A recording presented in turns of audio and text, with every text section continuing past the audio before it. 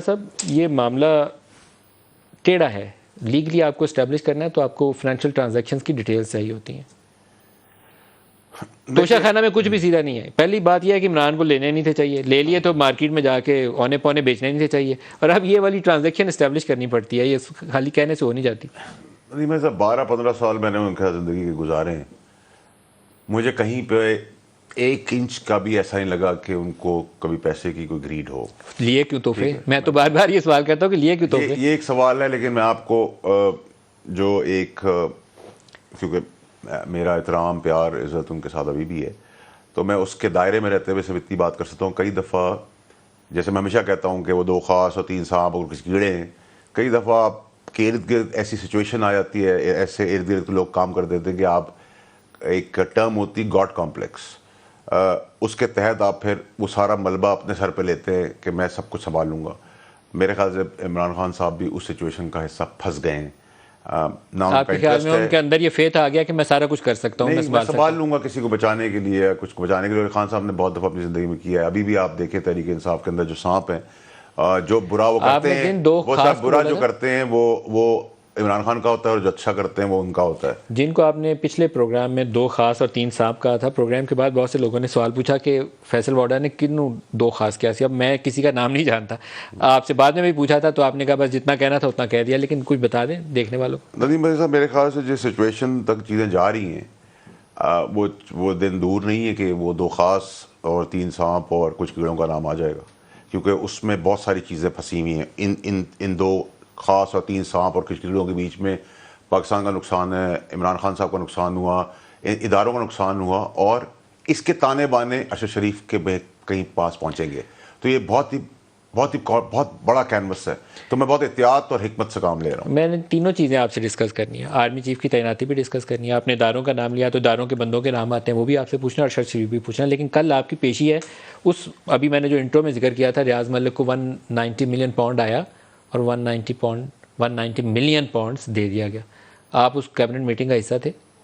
جی میں تھا. آپ نے بھی دستخط کیے ہوئے؟ جی میں نے کیے. آپ نے وہ 190 ملین پاؤنڈ واپس کرتے ہوئے پوچھا تھا کہ ہم یہ کیوں دے رہے ہیں پیسہ؟ 3 آدمیوں نے پوچھا تھا. میں نے پوچھا تھا، شیرین مزاری صاحبہ نے پوچھا تھا، اور فواد چودھری نے پوچھا تھا. کیا جواب ملا؟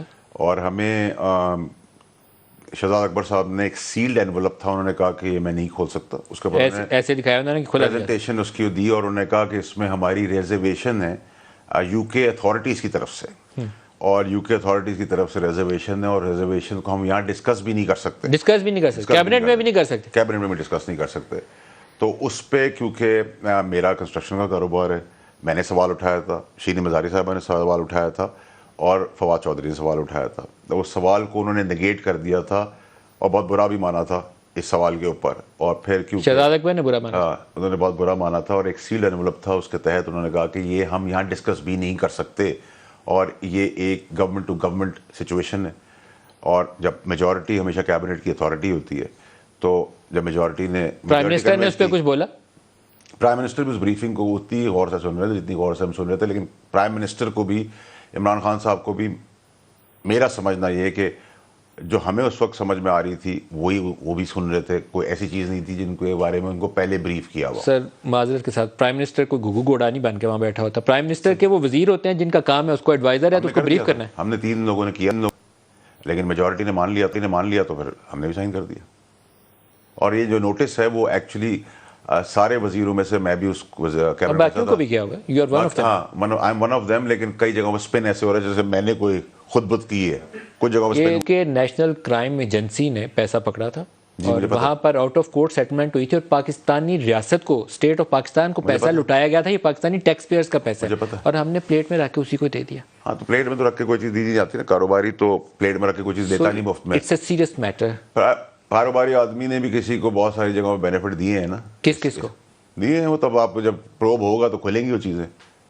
کیونکہ ہم اس کا حصہ نہیں ہیں. ہم نے تو جو کیبنٹ نے، میجورٹی نے سائن کیا تھا اور میجورٹی اگری کر گئی تھی، تو ہم نے اس کابینہ اجلاس کے اندر بیٹھے ہوئے لوگ، وہ لوگ جنہوں نے خط بتایا کہ ڈسکس نہ کریں، وہ سارے اس معاملے کے اندر امپلیکیٹ ہوں گے. امپلیکیٹ بھی ہیں، بینیفیشریز بھی ہوں گے. بینیفیشریز بھی ہوں گے، اور کچھ خاص بھی ان میں سے ہو سکتا ہے.